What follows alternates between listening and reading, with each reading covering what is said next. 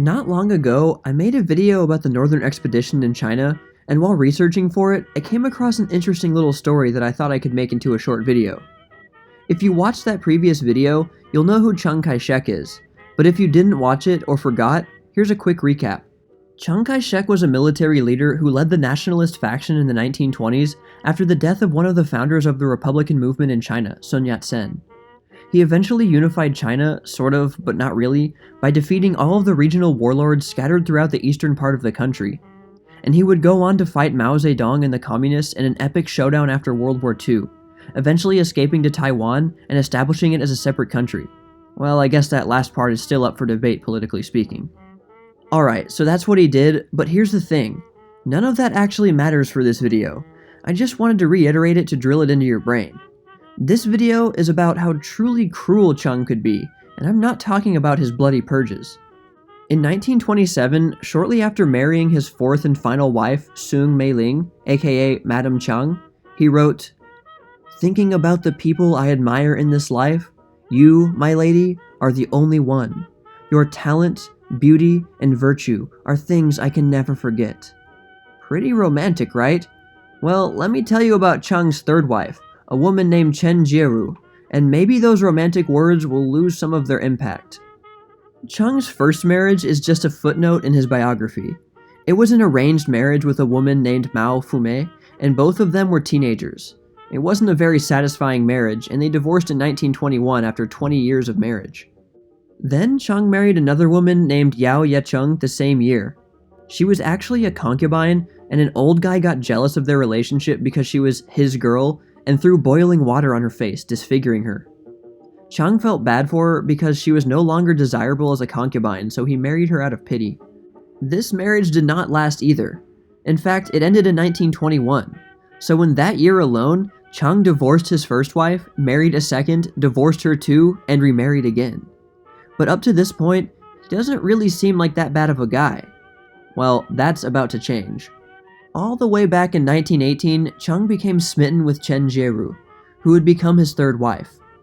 Despite still being married, he eventually tried to seduce her in a Shanghai hotel. But here's the thing, she was only 13 years old. Let that sink in for a moment. At the time, Chiang was 31 years old. He was well over double her age, and she was 13. But that's arguably not even the worst part. So somehow he convinced her to marry him 2 years later at the ripe old age of 15. Most men would give their new bride some nice, romantic gift. And I don't know what kind of gift Chiang gave her, but he did give her syphilis. He gave his 15-year-old bride an STD. But do you think this is over? Just wait. They remained married for a couple of years. Chen even adopted his son from his first marriage. But by 1927, as the Northern Expedition continued, Chiang had become a very important political figure. And important political figures have to make alliances, right? Well, that's exactly what Chiang wanted to do. He had tried to do exactly that shortly before, making advances on Sun Yat-sen's widow despite already being married himself. But nothing came of it. His next attempt came when he came into contact with the prominent Soong family of Shanghai, the business capital of China at that time.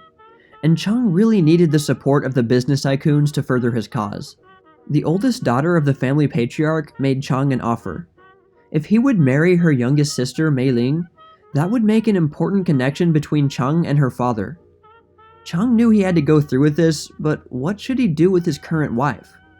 You might think the most respectful way of conveying this disrespectful message would be to tell her directly, but that's not what he did. Instead, Chiang devised a scheme where he would send Chen, his third and current wife, on a 5-year trip to the US on the pretense of studying, and he would marry Mei-ling in China, get the political support he needed, and when Chen came back, things would go back to the way they were before. But this isn't exactly how things turned out. Chen did agree to go, and she went to New York. But almost immediately after arriving there, she found out that Chiang had told reporters in China that she had only been a concubine, and that he had broken off relations with her. Not only did this break Chen's heart, but it threw her into a frenzy. She screamed and tore out her hair in her hotel room, and went into the city and tried to drown herself in the river, but was saved by a passing old man who escorted her back home.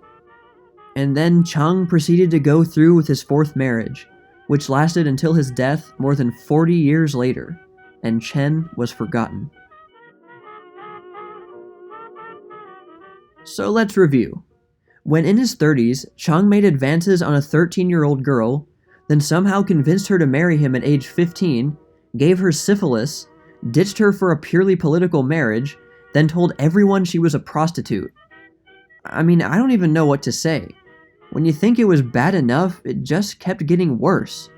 All I can say is, that poor woman. Chen did live on, dying in 1971 at the age of 64. Here's an interesting little footnote. She wrote her memoirs shortly before her death, but couldn't get them published because Chiang himself was still alive. And her memoirs weren't published until 1993, more than 15 years after Chiang's death. It's this source that really gave a little-known glimpse into Chiang Kai-shek's private life, and how cruel he could be on a personal level. Whatever you may think about his overall historical legacy, you have to admit, this little story is pretty messed up. It just caught my attention when I was reading a book on modern Chinese history, and it just really stuck out to me. Well, that's it for this video. I really try to find lesser-known stories about the 1920s, and recently, ideas for things that happened outside of the US, so I thought this was a perfect story to kill two birds with one stone, even though it's not exactly an uplifting one. Well, anyways, that's all for now all you sheiks and gals out there, but stay tuned for more tales from the Jazz Age.